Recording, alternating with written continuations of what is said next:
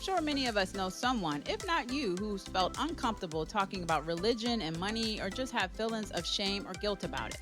Welcome to Yahweh's Money, a podcast where we discuss the crossroads or intersections of religion and money.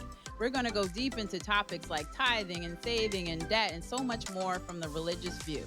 I'm your host, Shay Cook, CEO and founder, Crusaders for Change, LLC, and our co-host is Vanessa McNelly, one of our financial counselor, coach, educators. Let's talk about God and money. Hello, everyone, and welcome back to another episode of Yahweh's Money. Today, we're going to be talking about economics and equality, and I am your host, Shay Cook, and I'm here with the amazing Vanessa, our co-host. Hi, Shay. So good to be here again today. So I'm Yes, really excited about ma'am. these topics. I know there's some tough topics, but we're going to bring it real and raw as we always do. And as we Mm. celebrate Black History Month this month, we wanted to bring attention to some financial topics affecting the Black and Brown community, specifically Black community as Black History Month. And what are your thoughts on some of these statistics, Vanessa? For example, according to the CNBC article, despite the decrease in January 2023's unemployment rate of 3.4%, which is a great thing, Black workers have the highest unemployment rate at 5.4% when compared with white, Asian, and Hispanic Latino workers. So that's very interesting. I was excited to see the job reports, and we were discussing Right. earlier. The numbers look Yeah. great, but those can be inflated. I mean, just to be honest. Right. Yeah. And I think there's so many people out there who, are looking for jobs that we know as well, and there's so many reasons why they can't find work that they're looking for.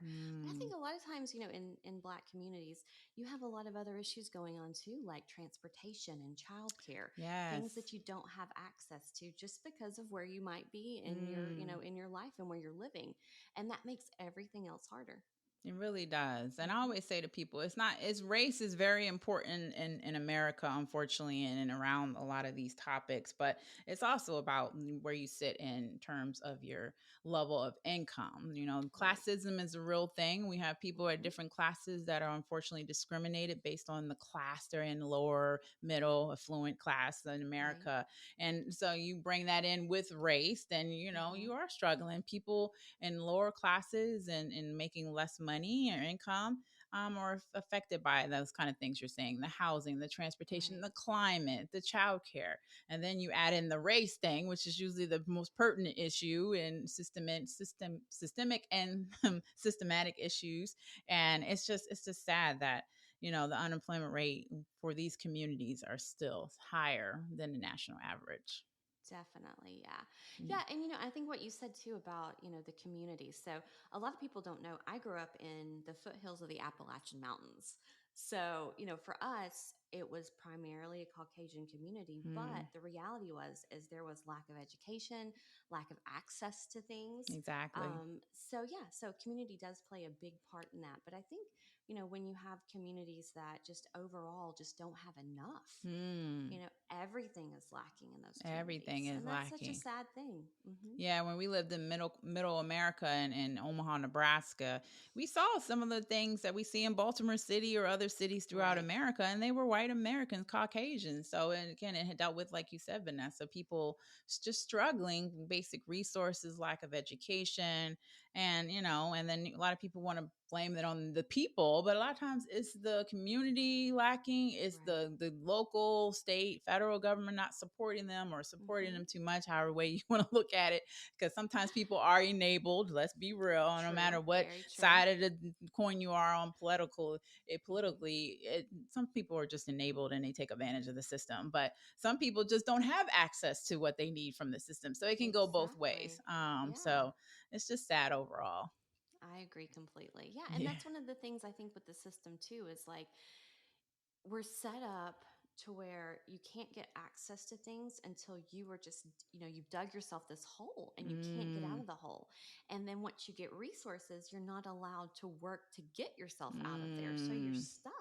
kind of stuck And in a that's cycle. Yes, yeah, you're and that's right. such a That's so hard true. horrible place to be, you And know? I've seen people Um, like that. They get stuck in the cycle of the system, right. but then mentally they get stuck in it too because they're like, well, if I make this amount of money, I won't be able to get this resource. And I'm like, Exactly. if you make more money, then you can pay for it on your own. I've had Right. those conversations with Right. many people over the years. Yeah, Yeah. it's such a bad place to be, and I couldn't imagine being there. Yeah, me either. Me either. And it's even more sad about home ownership in Hmm. America. It says black home ownership is lower than in past generations. In 2022, 74.6, which I thought this is amazing on the one Yeah. side, 74.6 of white households own their homes, compared with 45.3% of black households, a gap of more than 29 points. And in 1960, it was the white home ownership rate was 65% and the black home ownership was 38%. So it was only a 27 point gap. Now it's 29 points. Hmm. So it's 2% different. But still, either way, I don't care if it's 1960, 2022, 2023. It's still sad that black Americans and still struggling with home ownership. We were talking earlier about Right. the 2008, what happened then with the recession and the Great Recession and all the crap Hmm. that went on with the subprime lending and how people are Hmm. still not recovering from that. And then you add COVID, a pandemic in there, and COVID unemployment recovery hasn't really recovered per our podcast producer. Thank you, Adriana, for giving us that resource, but that statistic. But yeah, it's just overall, it's sad that, my community specifically Hmm. is still trying to play catch up. But that again, systemic, got to get that word together, Right. and systematic issues all lead to that. Yeah. It's not just, you can't just blame the person. I mean, even though Right. sometimes it is the person, but there's a Yeah. whole host of other issues that go into that. Well, and you look at, a lot of cities and what cities are made up of, with different backgrounds and people moving in, and you see neighborhoods that have been established that are primarily black neighborhoods. Mm-hmm. And then people come in and they start buying these homes up. Mm-hmm. And, the whole gentrification thing is Gentrification, happening there yeah. too. And you're pushed out of your own Mm-hmm. neighborhoods, and it's like, okay, well, you're being priced out of where you are. So where do you Yeah. go? And where do You you know? go? Exactly. You go Right. to even worse off neighborhood or even or Hmm. somewhere in the country where the less resources out of Right. suburbia, out of the city, and now you're having to relearn all of this, and now you got to, like you were talking earlier, transportation is lacking, so now you can't get to Yep. the good jobs, and it just becomes this vicious cycle. Oh my It god. does. This is so annoying.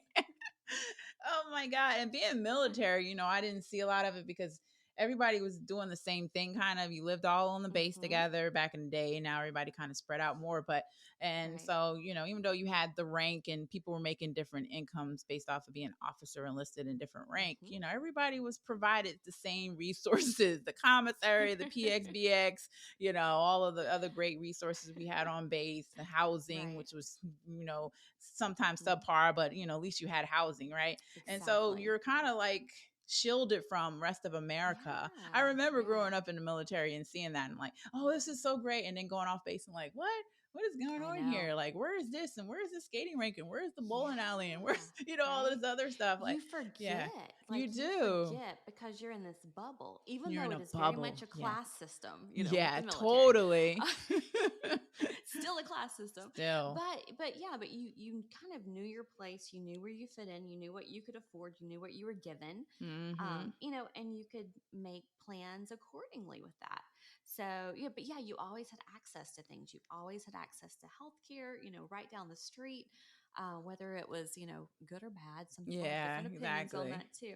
But same education that all Mm-hmm. kids got on a base. So yeah, so it is. It's very different when you look at, kind of the way the military structure is set up in that Mm-hmm. community versus outside. And yeah, Outside, yeah. and you Yeah. move out and you're like, oh my God, where did I go? Like, I what's know it's happening? so it's not as diverse. It's so segregated outside of the Yep, base. Even though, like you said, we exactly. deal with classism on base, but it's more diverse. Mm-hmm. In terms of race Mm-hmm. and religion and all that. But when you get Exactly. out base, it's like you go to. It's like I came here and Yeah. back to Maryland from diverse living in DODIA schools, Department of Yep. Defense Education Activity Schools, or DOD schools, and come Mm-hmm. here and it's like And I'm black, right? And I go into school, and it's like 80% black. I was like, what the hell is going on here? Like, I don't feel comfortable being in a black school because I don't even know I'm black because I didn't have to deal with that. I was always around all colors Mm-hmm. of the Mm-hmm. rainbow. Yep. Literally, it wasn't all black, all white, Exactly. it wasn't all Asian, it wasn't all Hispanic. Like, it was Yeah. everybody. All my friends, literally, my girl group had one of every Right. every race. Yeah. I had a Yeah. Hispanic friend, best friend. I had a Asian best friend, a black best friend, and a Yeah. white best friend. Like, I mean, it's just how it was. And then you get back to America, the reality is like, whoa, like Right. And segregated. exactly. And you think about like, same thing with my group when I was a military spouse. And it was like you had everybody and we were Mm-hmm. just all the same and all was great and wonderful. And like I don't know. It was a great way to be because Mm-hmm. everybody, you just looked at everybody as a person. And that's what Yeah, we're supposed to do anyway. Yeah. exactly. And then you move out and you're like, okay, this was normal for me to have, friends of all these different races and backgrounds. And, so and so might be, in a same-sex relationship or Mm-hmm. whatever it might be. And Mm-hmm. everything is okay and accepted and it's fine. Exactly. You just be you in that Mm-hmm. situation and then you leave and it's like nope, we don't talk to those people or you stay out of this neighborhood or you don't go to this area, and Exactly. it's such a sad state, It such really a sad is. state. I think Hmm. I'm glad to see the newer generation are not affected by as much. They're more Yeah, open, more free, a little definitely. maybe a little too free for me, with certain things. We can talk about that on another episode. Right. But I mean, it's just like okay. But when I was growing up, it was very diverse. Like you said, you didn't look at that, and Hmm. but you come back Hmm. into real America, and people are telling me, "Oh, you're too proper for a black person, or you dress like a white person." Oh, it's like what? Talking Yeah, about? Like I yeah, just dress it's like awful. this is what I grew up in. I'm gonna do me. So Hmm. I'm kind of glad to see Hmm. the Generation Zers and younger are more free and open and not Agree. they criticize each other. Obviously, that's what humans do, but not for the things that we were criticized for. So, Exactly. but it's definitely a different world. And back Hmm. then, it was just crazy. And even just the different states I've lived in throughout my military journey with my dad and Hmm. my husband, it's just like Hmm. off base was totally a different world. It was just a different world. Right? Yeah. I know completely. Yeah, Mm. and it's one of those situations too. It's like I don't think you even realize it until you go back to those things or you've seen the other way. Yeah. And it's like I wish we could kind of give everybody out there a taste of like what we had Yeah. because Yeah. I think it would be so eye-opening, It you would help know? with the equality. I mean, we're talking about Right. economics and Yeah. equality, and people wouldn't be Mhm. trying to take from each other or hold on to, some communities just hold on and don't want to share. I And it's know. like, or some communities just give away too much. There's this statistic where in a white neighborhood, the money stays in the neighborhood for a couple of weeks, Asian neighborhoods, a couple of weeks in Maryland, in the black neighborhood, their money in their neighborhood only stays for a couple hours because they're just giving it away to everybody and they don't have small businesses or different businesses that they can help. So the equality is not there Mhm. because they don't, there's a lot that goes into that. But it's just, I just wish if they experienced what we did on a military base, they might have a different Right. outlook, Yeah, yeah, in because we perspective. did take care of our own as well, Yes, we did. Like, Yeah, yeah. okay, I didn't leave the base sometimes for weeks or months because you had everything Right. there. So, Exactly. yeah. And you supported other military spouses who Mm-hmm. had their own businesses because you Exactly. knew what that was like. Exactly. So, I got my hair done, everything yep. done, got about everything you had. What back in the day was home interior. You Hmm. had Tupperware, you had Mary Kay. Like Yep. everybody was taking care of each other. So you didn't have to go out of the Exactly. community. So Yeah. Even like pet sitting and yeah. babysitting services, Oh, I was a babysitter. Yeah. Yeah. Yeah. For a long time, I had a business. I had a kiosk at the PX Oh and wow. I made all natural dog treats. Of course you And did, Vanessa, because you do everything. and I made really good money with this too. Wow, I But, never knew that. That yeah, is really yeah. awesome. Yeah, in Kansas. And, it was one of those things where, I hired two other people on the side that would like help make Wow. treats. And, it was such a welcomed thing in the community too, Yeah. because it was something we didn't have locally and people didn't have to leave for it. Yeah. So, yeah, so if you learn to support your own, you help your communities grow. You help them, achieve financial freedom essentially as well. Yeah. But there's so many things that can be learned from that little from that little world we lived That is in. so true. And that's a great Yeah. segue into Matthew 7:12, which says, "So in everything, do to others what you would have them do to you, for this sums up the Hmm. law and prophets." And I love the message version where it says, "Here is a simple rule of thumb guide for behavior. Ask yourself what you want people to do for you, then grab the initiative and do it for them. Add up God's laws and prophets, and this is what you get." So that's what you did. You're like, okay, I wish somebody had dog treats for me or my dogs have let me provide it to the Right. community. I sell it, make some money, sustain my help my lifestyle, whatever, whatever. Hmm. And other people are appreciative of that. And I'm sure they did their things to help you. And so that is just the golden rule, right? So Yeah, yeah, yeah. and I think too. I think we all took care of each other. I mean, good Lord, there was one point I went to birthing classes with a friend, Oh because she wow. was expecting a baby because her husband was deployed. Yeah. you know That and it's like happens. that's exactly what I wish would have ever happened to me if I would have Mm-hmm. ever been expecting, because Yeah. you don't want to go through these things alone. Not at And I think all.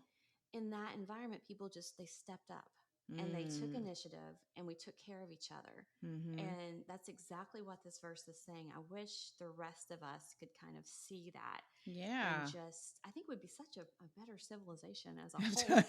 Right? If we just, yeah, we treated people how we wanted them to Stop treat being us, and so that's dang all on it. selfish, like, and holding on Exactly. to everything for Yes. yourself. Like, Yes. share the wealth. And Yes. I'm not Yes. just talking financially. Share your time, share your energy, share your talent, share Exactly. your creativity, share your life, share Yeah. your hand in helping people, and Yeah. then we will be better.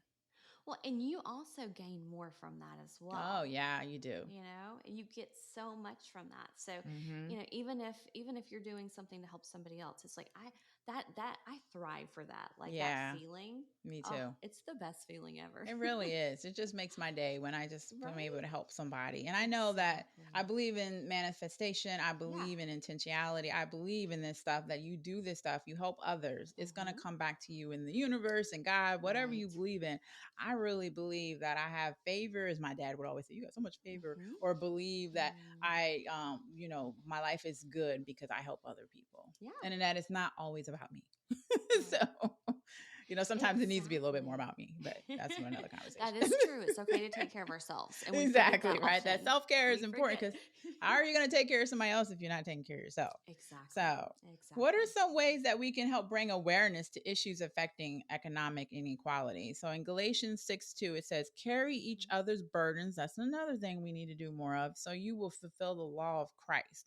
So, in 2021, President Biden signed an executive order on advancing diversity, equity, inclusion, and accessibility in the federal workplace. So, it really this initiative is to cultivate a federal workplace, but we could do this state locally that Mhm. draws full diversity of the nation, that advances the equitable employment opportunities for workers for underserved communities.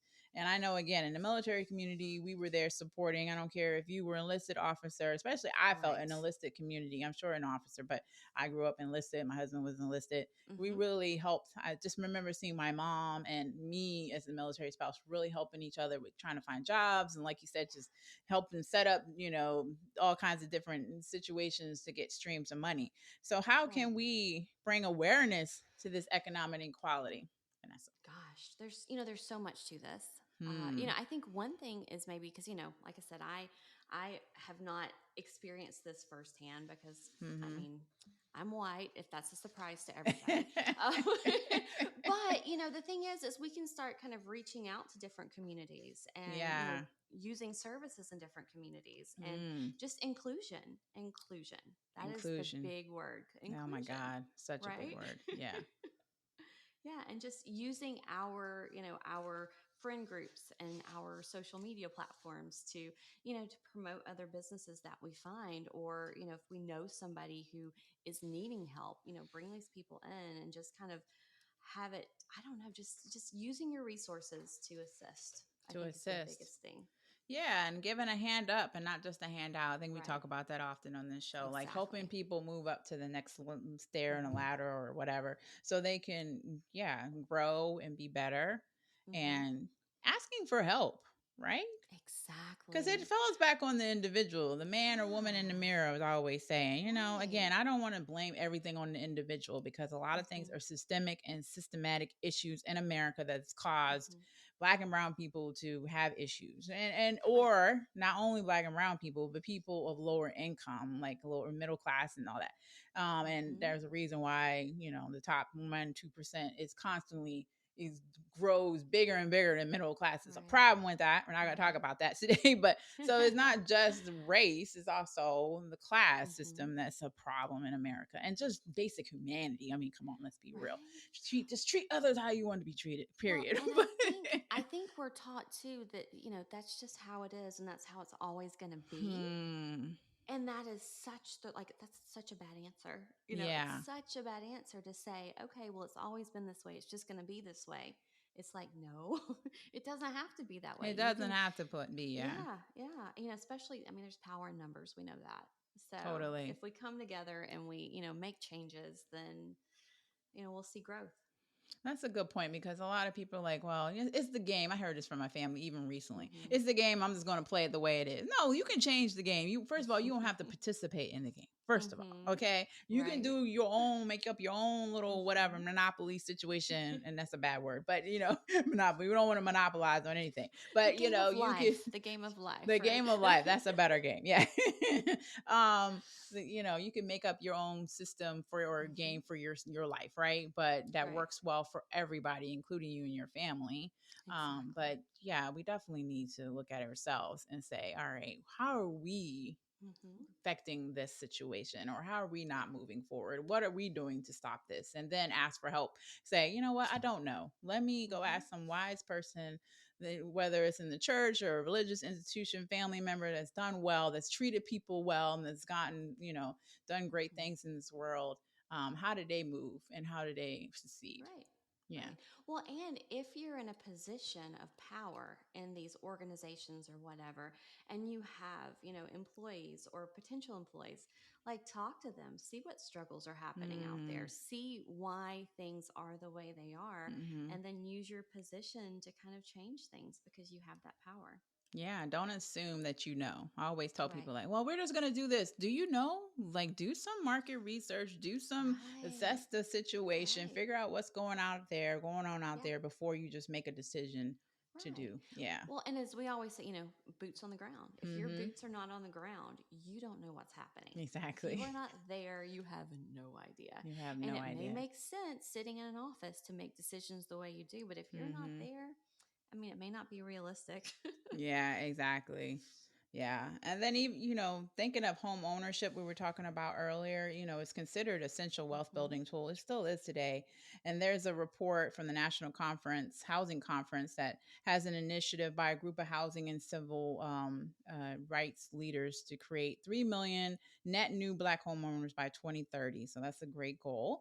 But to reach Hmm. their goal, they will have emphasis on home ownership, counseling, down payment assistance, housing production, credit and lending, civil and consumer rights, home ownership, sustainability, and marketing and outreach, which makes all sense. But again, I think even Definitely. us Crusaders for Change, we're here to try to teach Hmm. people the basics on, you can get into a house, but if you don't know how to manage a budget, if you don't understand, you need a reserve fund, all the stuff we talked about on moving and money the other day, like that comes Hmm. into owning a home, buying a home, even Right. moving. It's a lot that goes with it. There's a lot you need to learn, and you have to Yeah. be open Yeah. to that. And yeah, we're here to help you at Crusades for Change, but there's a lot of work that goes into home ownership. So Definitely. yeah. Yeah, and it's okay to say I don't know the answers to these things Yes.